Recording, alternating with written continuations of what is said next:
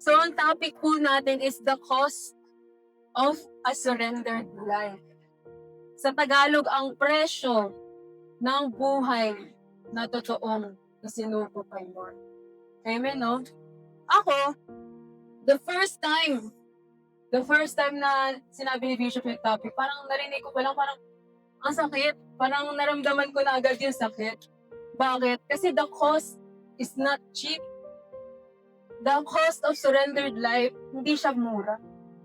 So, ano nga ba? Ano nga ba yung cost ng surrendered life, no? So, yung cost ng surrendered life, it will cost you everything. Everything talaga. So, pwede ko na i-wrap up dun yung preaching kasi yun eh. Yun talaga eh. It will cost you everything. So, sinabi dito sa next slide, sa sa topic natin. Gumawa ko ng PowerPoint para hindi na mahirapan mag-type yung DLP natin. So, narinig na natin yung pearl of great price. Sinabi dito dyan sa Matthew 13:45-46, again, the kingdom of heaven is like a merchant seeking beautiful pearls, who, when he had found, who, when he found one pearl of great price, went and sold all that he had and bought it. So, sinabi dyan, kagaya ng isang tao na naghahanap ng pearl, yung talagang costly, ang gagawin niya, kapag nahanap niya yon, ibebenta niya lahat ng meron siya para makuha yon. Di ba sinabi rin dito sa Bible, in another parable of Jesus, na may isang tao, nakakita siya ng lupa. Tapos sa lupa na yon, may nakatinim na treasure. Ngayon, ang ginawa niya, nung nahanap niya yung treasure dun sa lupa na yon, tinabunan niya ulit yung treasure. Tapos ang ginawa niya, umalis siya, binenta niya lahat ng ari-arian niya, tapos binili niya yung lupa na yun. Binenta niya ang lahat ng ari-arihan niya, kapalit sa lupa na yun. Ngayon, ang presyo ng tunay na pagsuko ng buhay, hindi siya cheap. It will cost you everything. It will cost you your life, your passion, and everything na meron ka. Hallelujah. Ngayon, punta tayo sa next verse. So, ito yung verse natin for today. Iisa-isahin natin to. Hallelujah. So, sinabi sa 2 Peter 1:5, yan. But also for this very reason, giving diligence, add to your faith, but also for this very reason, ano meron sa atin din? But also for this very reason, giving all diligence, add to your faith virtue, to virtue knowledge, to knowledge self-control, to self-control perseverance, to perseverance godliness, to godliness brotherly kindness, and to brotherly kindness love. So yung title niyang sa 1 Peter is a fruitful growth in the faith. So lahat tayo dadaan sa proseso na to. Lahat tayo na dumadaan sa proseso na yan. So ngayong gabi, madidetermine natin nasang part na ba tayo sa growth natin sa faith. So, punta tayo sa next slide. Faith, yan. Pananampalataya. Di ba yung sinabi dyan, yung pinakauna sa lahat doon, faith. So, lahat tayo, when we accepted the Lord Jesus, we all started here. Pananampalataya. Kasi di ba, hindi mo matatanggap si Jesus kung hindi ka maniniwala. So lahat tayo, all of us started by having faith in Jesus. Amen po ba? You accepted Jesus in your life because you believe Him. Amen? Amen? So lahat tayo, dito tayo nagsisimula. Nung tinanggap natin si Jesus. So next slide. Virtue. Sa Tagalog, kabutihang asal. Ano yun? Tawag dito, di ba? Naalala nyo ba nung natanggap niyo si Lord? Sa buhay niyo, naalala nyo? Parang nagkaroon ka na ng desire to do good works, di ba? Di ba sinabi tawag dito, nung tinanggap mo si Lord, parang nagkakaroon ka na ng desire, parang gusto ko nang maging mabuting tao. Nag-start ka na magkaroon ng conviction. Kasi when you had faith in Jesus, you received the Holy Spirit, and next, ng faith mo, wait lang, tawag dito, virtue, nagkaroon tayo ng parang desire, magkaroon ng kabutihang asal. So, sino yung nasa faith pa lang? Wala pang kabutihang asal. Tawag dito, ngayon, lahat tayo, most of us are here. Nandito na tayo. We are doing our best na lumayo sa kasalanan. We are all doing our best na iwasan yung mga mali. Some of us here, I hope all of us, umiiwas na uminom, umiiwas na magsigarilyo, umiiwas na sa mga bagay, alam niyo yan, na normal, na makamundong mga bagay, di ba? Kasi nag-i-start ka na magkaroon ng kabutihang asal. Nag-i-start ka na magkaroon ng passion, ng heart for other people. Amen? Okay. So sinabi doon, idagdag mo sa kabutihang asal mo, ang next slide, knowledge. Ngayon, di ba, may faith ka na. So, idagdag mo sa faith mo yung kabutihang asal. Ayan. So, idagdag mo naman sa kabutihang asal, knowledge. So, lahat tayo, when we accepted the Lord Jesus, we believed in Him, nag-start tayo ng nagkaroon ng mabuting asal, pero hindi pa natin ganun kakilala si Lord. Hindi pa natin alam kung sino ba talaga siya. Di ba? Hindi pa natin, di ba, at the beginning of your Christian life, hindi mo pa kilala yung deity ni Lord, everything that He has done, at yung mga personalities ni Lord, and His names, and everything else, di ba? Ngayon, i-add mo sa kabutihang asal yung knowledge, kaalaman. And at this part, this is the part when you get to know the Lord more. Di ba? So, dyan sa part na yan, possible na dyan mo na naranasan mo na yung presence ni Lord. Sino dito nakaramdam na ng presence ni Lord? Amen. Naranasan niyo na yung naramdaman niyo na yung tangible power of the Holy Spirit? Sino dito naka-witness na ng mga deliverance? Mga na-deliverance, no? Healing. Lalo na yung mga nakapag-encounter. Di ba? Naranasan natin. Ngayon, tapos, alam niyo yung sa daily devotion natin, mas nakikilala natin si Lord, kung ano ba yung ginawa niya para sa atin, at ano ba yung patuloy niyang ginagawa. And also, at this part, we also get to know our identity. Kung ano ba tayo, kung sino ba tayo kay Lord. Amen.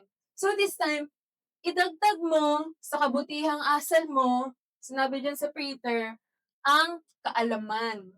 Ibig sabihin, kilalanin mo pa si Lord. Sino ditong gustong mas makilala pa si Lord? Amen. Lahat tayo. Lahat tayo. Ngayon nakilala na natin si Lord, most of us. Anong next dyan?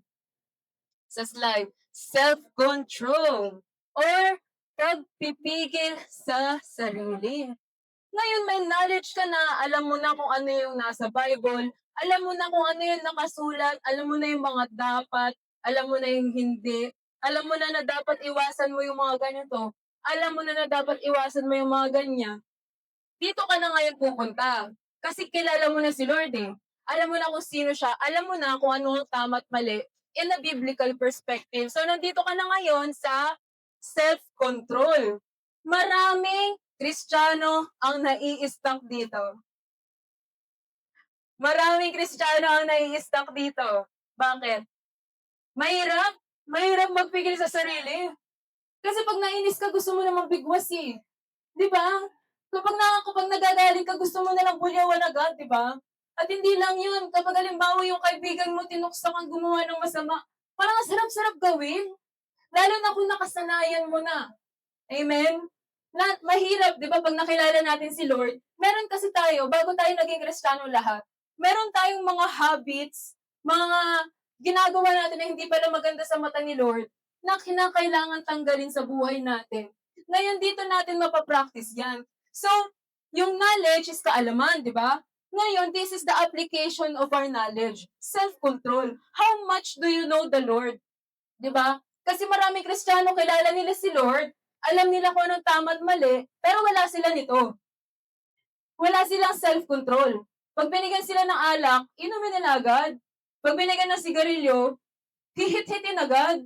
Kapag may babaeng maganda dyan, liligawan agad. Di ba? Ano pa ba? Di ba? Marami sa atin. Kulang dito. Pag nakakainis yung katabi mo, bubulyawan mo agad, maiinis ka talaga. Talagang ipupush mo, galit na galit ka talaga. Di ba? Marami sa Kristiyano, stuck dito.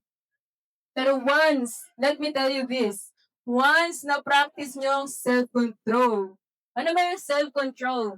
Saying no to sin. Saying no sa kung ano yung mali sa mata ni Lord. Self-control. Mahirap, madali. Mahirap. Mahirap pigilan yung kamay na mambigwas, no? Mahirap pigilan, lalo na kapag nanay ka, tapos yung mga anak mo pasaway. Talagang yung pasensya mo, self-control. Mga ganyan. Tawag dito talagang yung pasensya mo. Dito kasi pasensya eh. Sobrang habang pasensya yung kailangan mo dito sa self-control. Diba? Diba? If you can remember sa sarili mo, ano yung mga time na gusto mong ganyan. Pero, pinigilan mo yung sarili mo.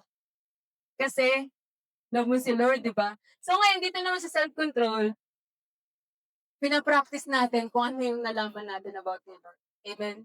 So punta tayo sa next. Dito, perseverance. Sabihin natin meron ka ng self-control. Sabihin natin, na-practice mo na yung kaalaman mo sa Bible, meron ka ng self-control. May pagpipigil ka na sa sarili mo. Ang tanong, hanggang kailan mo kayang magpigil? Hanggang kailan mo kayang tiisin yung pagpipigil mo ng galit? Hanggang kailan mo kayang tiisin yung pag-say no sa mga barkada mo? Hanggang kailan mo kayang tiisin? Diyan tayo papasok sa perseverance. Kasi yung self-control, hindi siya madali. Di ba? Hindi siya madali. Titiisin mo Tawag dito, let's say for example, natatawa nga ako sa topic namin sa Topland last Friday, ang topic namin din is love your enemies. Ngayon, alam niyo kung ano yung nakakatawa? Kasi pag sinabi mo love your enemies, tanong ko sa inyo, sino ang unang pumapasok sa isip ninyo? Ha? Yung asawa niyo? Tawag dito, sino yung unang pumapasok sa isip niyo pag sinabing love your enemies? Pero ito kasi, there's something special about marriage. Amen? There's something special about sa marriage. Alam niyo kung bakit? Kasi that's where you learn to love your enemies. Alam niyo, napakaganda ng marriage. Alam niyo kung bakit? Kasi dyan tayo natututong mag-persevere.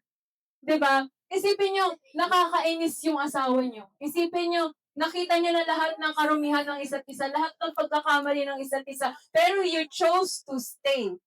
'Di ba? Pero andyan pa rin. 'Di ba? Pero kasama mo pa rin siya, pero love mo pa rin siya, pero nakakainis talaga siya minsan.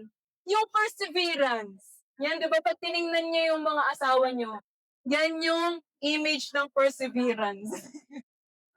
Tawag dito. So, dito naman, sa ating mga youth, di ba? Yung mga perseverance. Yung mga gawain nyo sa school, no? Yung mga task nyo na sobrang dami, no? Sa school, no? Sobrang daming assignment, tuloy-tuloy, iyak ka na, parang, tapos, ano ka pa, tawag dito, awayin ka pa ng kaklasmate mo, dagdag mo pa yung mga nakakainis sa classroom, tapos, ito pa yung pinakamalala, pag nag-groupings kayo, tapos ikaw ang leader, tapos yung mga kasama mo hindi nag-aambag, no? Grabe, no? May ramdam na ramdam niya, no? Tawag dito, pabigat, no? Yung mga ano mo, dyan ka natututo mag-persevere. Grabe, no? Sabihin natin, perseverance. Amen. So, next slide tayo. So, nakalimutan ko palang sabihin, no? Sa perseverance, that is where you die to yourself. That is where you experience death to your flesh. So ngayon, after ng perseverance, ayan na. Tawag dito, natuto ka na magtiis. Mapagmatiis ka na. Matanda daw? Mapagmatiis. Mapagtiis ka na. Kayang-kaya mo nang tiisin. Kayang-kaya mo nang hindi ang lahat. Doon mo palang ma-perform. Kasi di ba perseverance, you died. Ngayon, nung namatay ka na sa sarili mo, dyan mo palang made-develop yung godliness. Kasi alam niyo minsan yung pag sinasabi natin yung pagiging maka-Diyos, ginagawa natin sobrang light. No? Sinasabi, ay maka-Diyos si Krisa. No, ganyan. Tawag dito, di ba, parang minsan kasi, parang tinitake natin lightly yung word na maka-Diyos. Pero alam niyo kung ano ibig sabihin nun? Ang ibig sabihin ng godliness is you develop a reverence to God. Meron kang banal na pagkatakot sa Diyos. Meron kang paggalang sa Panginoon. Ngayon, how can you say na maka-Diyos ka, pero namumuhay ka pa rin sa kasalanan? How can you say na love mo si Lord, pero yung pag-uugali mo, hindi nakikita si Lord sa buhay mo? Ngayon kasi, tawag dito, kapag tinuturing mo yung sarili mo maka-Diyos, it means, dapat you have reverence kay Lord. Yung godliness, it's more than just being maka-Diyos. It's about reverence. Kasi kapag nag-persevere ka, alam mo yun yung time na, alam mo sabihin mo, okay na akong hihindian ko to. Kasi mas gusto ko, okay kami ni Lord, kesa mag-even ako sa flesh ko. 'Di ba? So yan, 'di ba? Naging maka-Diyos ka na, meron ka ng banal na pagkatakot kay Lord. Kasi there are many Christians, they love the Lord, they say they love the Lord, pero wala silang takot kay Lord. They still proceed doing yung mga kasalanan, di ba? Which is really sad.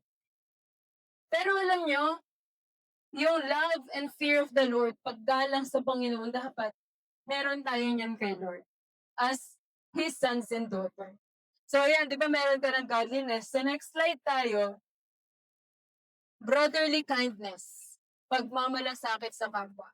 Kasi alam nyo yan, kapag hindi ka pa naka-get over sa sarili mo, hindi ka matututong talagang magmahal ng kapwa. Amen? Kasi alam nyo, kapag hindi ka pa dumaan dun sa part ng perseverance, it's all about yourself.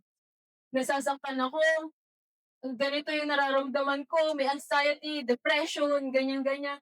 Alam nyo, it will be all about yourself.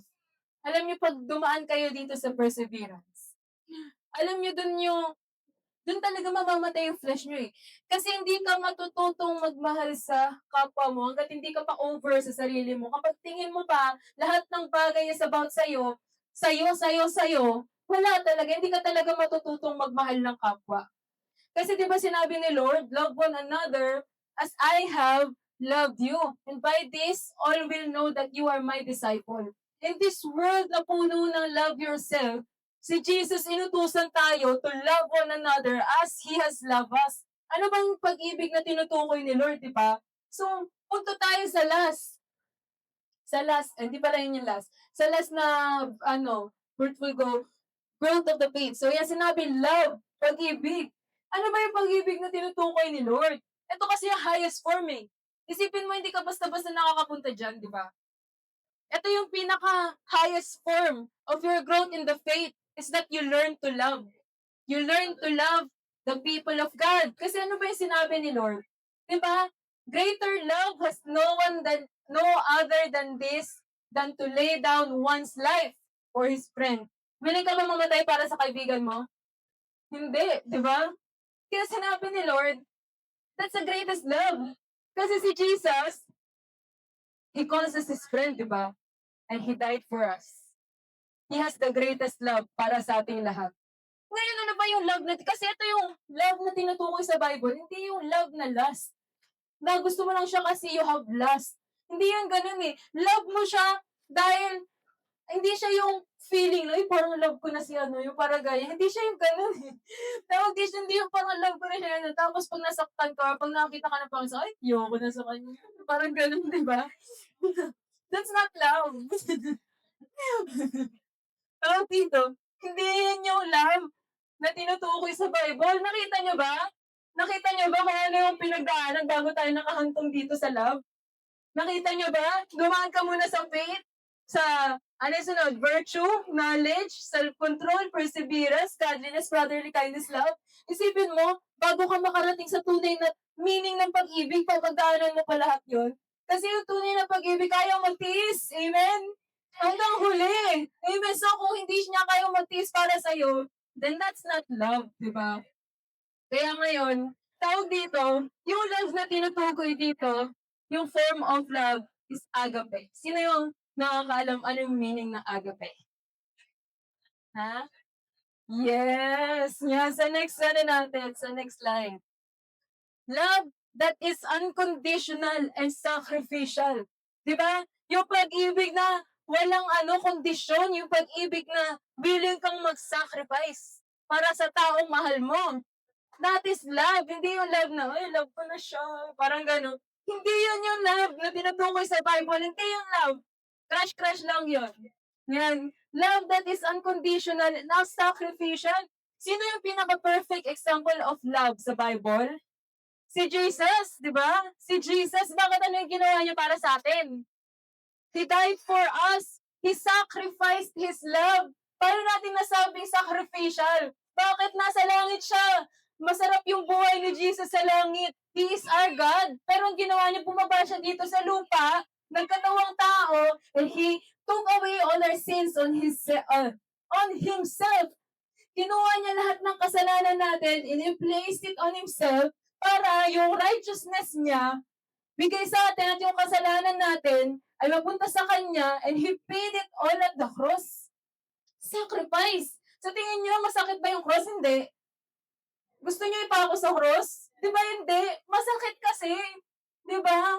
Yung isipin mo, papaluin ka. Paluin ka nga ng sinturon, masakit na kung yung ipalo sa'yo may blade sa dulo. Gusto niyo yun? Masakit. Sacrificial hindi. Sacrificial hindi. Sacrificial. Ngayon, unconditional. Bakit unconditional? May condition ba si Lord? Nung namatay siya sa'yo, righteous ka na ba? Hindi, di ba? Nung namatay si Jesus para sa'yo, makasalanan pa tayong lahat. Nung namatay si Jesus para sa atin, lahat tayo makasalanan pa. Amen? Hindi yung, kasi meron kasing ganitong klaseng love. Mamahalin kita pag nagbago ka na. Well, that's not unconditional love. That is conditional love. Yung love na meron si Jesus sa atin, yung sinabi niya sa Bible, while we were still sinners, Christ died for us. Amen? Unconditional. Ibig sabihin, kahit sino ka pa man, kahit ano ka pa man, kahit pangit ugali mo, kahit mabaho hininga mo, love ka ni Lord. Amen? Walang kondisyon. Walang kondisyon. Meron kasi pag pangit hindi nakamahal-mahal, unconditional love. Di ba? Unconditional love. Kasi, di ba, like in a marriage, di ba, alam mo na mabaho yung hininga ng asawa mo sa umaga, but you still stay. Nakita mo na yung asawa mo without makeup. Grabe kung makauula ba? na walang makeup, na walang ayos, but you still stay. It's unconditional love. At hindi natin matutumbasan yung unconditional love na binigay sa atin. Amen? So, sa next tayo, ano ba yung sinabi ng Songs of Solomon 8? Yan, di ba? Ano ba yung love? Set me as a seal upon your heart, as a seal upon your arm. For love is as strong as death, jealousy as cruel as the grave. Its flames are flames of fire, a most vehement flame. Sinabi dito, for love is as strong as death. Bakit? Bakit kasing lakas ng pag-ibig ang kamatayan? Bakit mapipigilan mo ba yung kamatayan? Lahat tayo, dadating sa time, uuwi na tayo kay Lord at hindi natin mapipigilan yung death ng physical nating katawan, amen. Ganun din, pag nagmahal ka, may makakapigil ba sa'yo? Kahit sabihin sa'yo ng magulang mo na hindi yan yung para sa'yo. Kahit sabihin mo, ipaglalaban mo, di ba? Ipaglalaban mo, walang makakapigil. Love is the strongest force na meron dito sa earth. And who is love? Di ba? God is love. God is the author of love. He is love. And without Him, we will never know how to love. Di ba? Sa next, Songs of Solomon 8 verse 7. Yeah. Many waters cannot quench love, nor can the floods drown it. If a man would give for love all the wealth of his house, it would utterly be despised. Grabe, no? Kung halimbawa sinabi dito, if a man would give for love, kung magbibigay ka, anong kaya mong ibigay para sa pag-ibig? Diba? Let's say, for example, someone you love is in the hospital. Yung taong mahal na mahal mo nasa hospital, anong hindi mong ibibigay sa kanya? Diba? Paglalaban mo, mabuhay lang siya. Kahit lahat ng ari-arian mo sa bahay, kahit lahat ng meron ka, ibibigay mo lahat para sa buhay niya. Kasi di ba mahal mo siya? Ngayon, eto grabe yung definition ng totoong pag-ibig. You would give your all. You would give your all. Ngayon, if you really love the Lord, you would give your all. you would give your all. Ngayon, the cost of true surrendered life is everything. Lahat ng meron ka. Yung karapatan mong magalit, yung karapatan mo ipaglaban yung sarili mo, yung karapatan mo dito, yung passion mo and everything that you have. That's the cost. Lahat ng yan, lahat ng bisyo mo, titigilan mo lahat ng mga ginagawa mo, hindi ka lugot-lugot kay Lord. Yung mga paglalaro mo ng mga mobile games na bawal ng kagaya ng ML, lahat yan, i-give up mo kung love mo talaga si Lord. Kasi how can you say that you love the Lord kung even yung paglalaro mo, pag inom mo ng alak, pag sigarilyo mo, hindi mo magbigay, tapos sasabihin mo sa akin, love ko si Lord? Saan banda? Banda pag ano lang, pag kailangan ko lang si Lord, love ko siya? Titigil lang ako pag talagang kailangan ko na. Pag nasa hukay na ako, ganun ba yun? Hindi. Love, true love is sacrificial. Sabihin natin, sacrificial. How much can we sacrifice for the Lord? The God who sacrificed everything for us. Isipin mo, halimbawa, may taong mahal ka tas hindi ka mahal. Diba? Masakit? Hindi. Masakit. Ngayon, ganun yung ginagawa natin kay Lord, eh. Masakit pala eh, di ba? Ganun yung ginagawa natin kay Lord. Yung tunay na pagsuko ng buhay natin kay Lord, it will cost us everything. When I say everything, everything talaga. Ngayon, alam mo, it's amazing. It's amazing kasi nung time na open up ko tong verse na to, it was at some of the lowest point in my life. Napasuko ka na talaga. Yung parang gusto mo na talagang mag-give up sa faith. Alam mo yung parang gusto mo nang bumigay. Gusto mo nang, Lord, nakakapagod na. Alam mo yung patuloy kang lumalaban. Patuloy kang, alam mo yun, yung parang patuloy mong kinikip yung sarili mo na pure. Parang kay Lord. Parang dadating ka sa point na, Lord, isa lang, Lord, oh. Isang sapak lang, Lord, ka sa tao na to. Parang ganyan. Tawag dito yung parang, alam mo yung dumating ka na sa point na, sobrang sakit na ng lahat. Diba? Isang sapak, 5 sipan, tapos isang tadyak. Grabe, no, content. Tawag dito, pero alam mo, nung time na to talaga napalubot na ako eh. Tapos, alam niyo yun, walang ano eh, pero alam mo, napakabuti ni Lord kapag kilala mo na si Lord. Nangungusap siya sa'yo. Tapos sinabi niya, naalala mo tong verse na to? Yan. At your faith, virtue, and so on and so forth. So, nandito ka sa part na perseverance. Nasa part ka na sa process ng alam mo yun, death to self. Alam niyo, sino sa atin nakakaramdam ng ganun? May mga times talaga na parang ang hirap-hirap ng lahat ng challenges sa buhay mo. Ngayon, eto, tingnan niyo tong next slide natin. Paano ba ginagawa? Sino dito nakakaalam kung paano ginagawa ang wine? Wine. Classical way. Ayaw gumana no? Pag pinindot ba yung bilog na yan? Walang data. Sadly, walang internet, no? Tawag dito. Pero alam nyo kung paano yung process of making a wine in a classical way? Sino dito nakakaalam nun?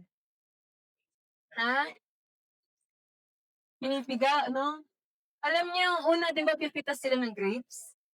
Pipitas sila ng grapes. Tapos lalagyan nila parang sa container na pabilog. Pabilog or kahit anong shape pa yan. Tapos may butas. Anong ginagawa? Tinatapak-tapakan, no? Tinatapak-tapakan noong unang panahon. Tawag dito, tinatapak-tapakan. Tapos yan, ginaganyan-ganyan nila. Hanggang sa madurog lahat. No? Tapos, flavor yung paa. Tawag dito. Tapos, yun yung pinaka-classical way. Isipin nyo yung nangyayari sa grapes, di ba? Nakakrush sila. Nakakrush sila. Tapos, doon lumalabas yung panibagong wine. Di ba? Grabe, no? Ayan, if wala tayong internet, yan. Yan. Maninis yung paa. Ina-argue yung paa lang, madumi pa yung paa. Pero ayan na yan, kaninong payan? Paano yan? Ang kinis naman. Tawag dito. Pero ito yung old process. Tawag dito. For your information, AI po ito Pero ito yung pinaka-classical way to make a wine. Kasi ngayon meron ng factory May nagdudurog na talaga. Ito yung manual na pag-create ng wine, di ba? Dinudurog-durog. And sometimes, yung life natin, pakiramdam natin, parang tayo yung grapes, no? Nalululog ka, tinatapak-tapakan, no? Parang alam mo yung parang minsan sa buhay mo, pakiramdam mo, parang ang hirap, durog na durog ka. Parang alam mo yung ubus na ubus ka. Amen? Sino na yung nakaranas ng gano'n? Yung parang wala ka nang natira sa sarili mo. No? Ngayon sa next verse. Alam niyo, itong ano na to, ito yung last verse. Ito yung last verse natin for today. Sinabi dito, no one puts a new wine into old wineskin, or else the new wine will burst the wineskin and the wineskins and be spilled, and the wineskins will be ruined. But new wine must be put into new wineskin, and both are preserved. And no one, having drunk old wine, immediately desires new, for he says the old is better. Ngayon, ang tagal-tagal ko ng Kristiyano, ang tagal-tagal ko ng, alam niyo, ang tagal-tagal ko nang nababasa to, pero ngayon ko lang na-gets kung ano ba yung pinakatalagang ibig sabihin nito. Okay, ano yung, sino dito nakakaalam, ano yung symbolize ng wineskin? Ano yung symbol ng wineskin? Si Rich? So, ano daw Rich, oh? Ano? In a spiritual, kasi di ba this is a parable of Jesus? Ano yung wineskin doon? Wineskin speaks of our heart. Di ba? Old wineskin. Yung wineskin dito, tinutuko yung puso natin. Ngayon, hindi tayo makaka-receive ng new wine kung yung puso natin is hindi pa bago. Kung yung puso mo stuck pa rin sa old mindset mo, kung yung puso mo stuck pa rin sa old emotions mo, kasi 'di ba, sinabi ng wineskin, it speaks it's a resemblance of our hearts. And yung heart natin is our soul. Ngayon, our soul, anong consist ng soul? Mind, will, and emotion. Ngayon, kung yung mindset mo, kung yung puso mo, gusto pa rin yung lumang buhay mo, hindi ka makaka-receive ng panibagong wine. Kasi hindi pwede yun. Ngayon na, tawag dito, ngayon na sinabi dito, kailangan magkaroon ka muna ng bagong wineskin. Sabihin mo, bagong wineskin. Bagong puso. Bagong white skin? Gusto niyo white skin? Tawag dito, puso. White skin lang. Iba yung white skin. Tawag dito. Pero di ba sinabi dito? Sinabi sa Ezekiel, ni Lord, bibigyan kita ng panibagong puso. Kasi sino dito yung pusong bato? Sino dito yung bato pa yung puso? Hallelujah, kung bato yung puso mo, praise the Lord, kasi bibigyan ka niya ng panibagong puso. Puso, heart of flesh, amen? Tawag dito, ngayon yung heart of flesh mo, kapag nabago na yung mind, will, and emotion mo, that's the only time na makaka-receive ka ng new wine mula kay Lord. Ano ba yung new wine? That is the fresh move of the Holy Spirit sa buhay mo. Ngayon, walang nagbabago sa buhay mo kasi hindi mo pa pinipiling magbago. Walang nagbabago sa buhay mo kasi mas gusto mo pa yung lumang buhay mo. Sinabi dito, tawag dito, and no one having drunk old wine, nakatikim ng lumang buhay, immediately desires a new. For he says, the old is better. Marami kasi sa atin, mas gusto pa natin mag-dwell sa kasalanan. Marami sa atin, mas gusto mo pa yung, yung mga ginagawa mo nung luma, ginagawa mo dati, kaysa sa bagong inhanda ni Lord para sa'yo. Ngayon, there is something new from the kingdom of God, from heaven, from the Lord, para sa buhay mo, but you're still embracing the old life. Ngayon, if you want to receive a fresh move of the Holy Spirit sa buhay mo, then choose and ask the Lord na bigyan ka ng bagong puso for you to be able to receive the new wine. Kasi hindi ba kayo napapagod? Hindi ba kayo napapagod sa inyong buhay? Di ba ang hirap-hirap mabuhay nang malayo kay Lord? Ang hirap-hirap mabuhay nang wala si Lord, nang hindi mo siya kasama. Kasi without the Lord, paano yung miracles, di ba? Kasi yung miracles happen in the presence of the Lord. Yung mga answers sa prayers natin, nararanasan natin pagkasama natin si Lord. Paano kapag malayo tayo kay Lord? Ngayon, we need the Lord sa buhay natin. Ngayon, iniimbita ko kayong lahat. I-desire natin yung panibagong puso, panibagong mind, panibagong mindset, panibagong set ng emotions mo, na hindi ka na emotional, na hindi ka naiyakin, na hindi ka na magagalitin. That kapag nakaramdam ka ng matinding emosyon, tatakbo ka kay Lord at ibibigay mo to sa Kanya at isusurrender mo lahat ng bigat ng puso mo kay Lord, na hindi mo aatakihin yung kapwa mo, na hindi mo aatakihin yung kapatid natin sa pananampalataya kasi kay Lord ka tumakbo. Grabe kasi, alam nyo, we can all fight in the flesh. Pero sinabi ni Lord, battle is not against flesh and blood. Ngayon, pag tayo tunay na nagsuko ng buhay natin kay Lord, it will cost us everything. Diba? Sinasabi ko palagi, it will cost you everything. It will cost you everything. Parang pangit naman pala magsuko ng buhay kay Lord. Kasi madaming mawawala sa akin. Pero alam mo, let me tell you this. Sinabi niya sa next pa. Sinabi dyan, nothing in you that has not died will ever be raised from the dead. Ngayon, sinabi nga ni C.S. Lewis, mga Christian mga Christian philosophers or something.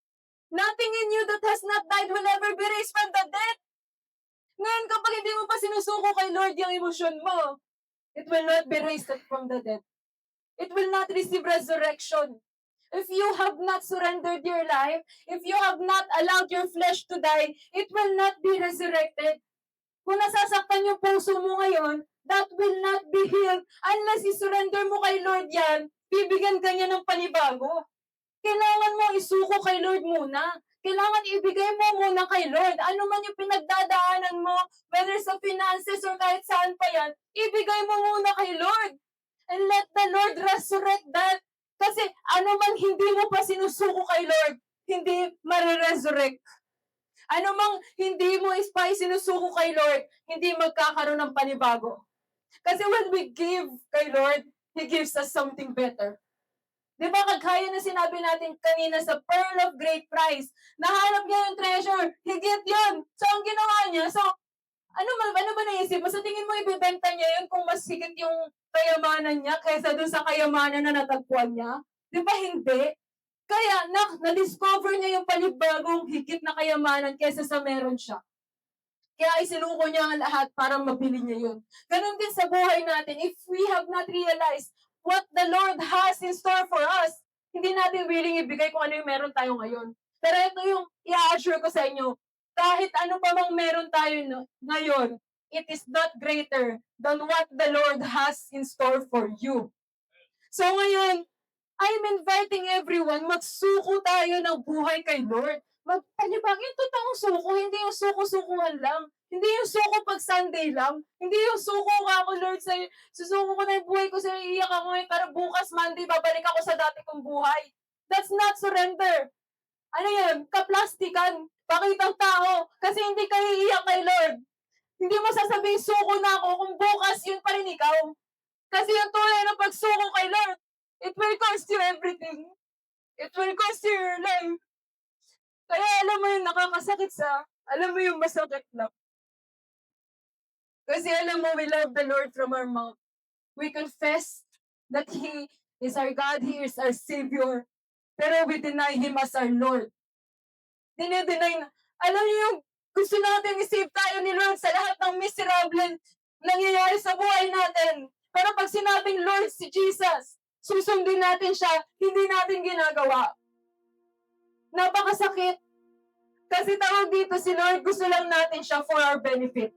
Pero pag sinabing si Lord is our God and we need to obey Him, ay, pass ako dyan.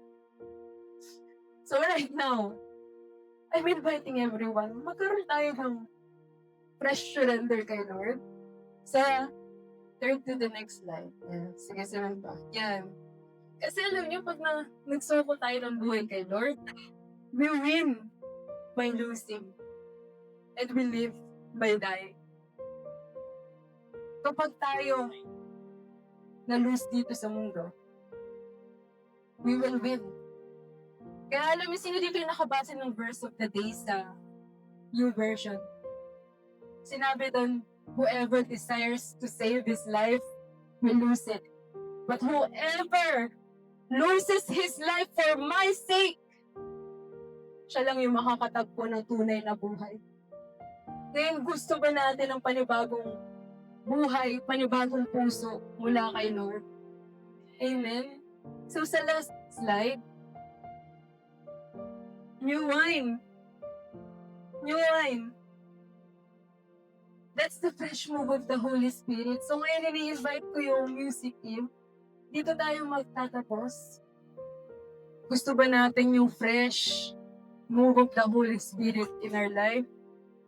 Kasi nakakapagod, no? Nakakapagod na i-handle ang lahat on our own strength. Pero lang yung napakaganda dun is, we don't have to. Kasi nandyan si Lord para sa atin.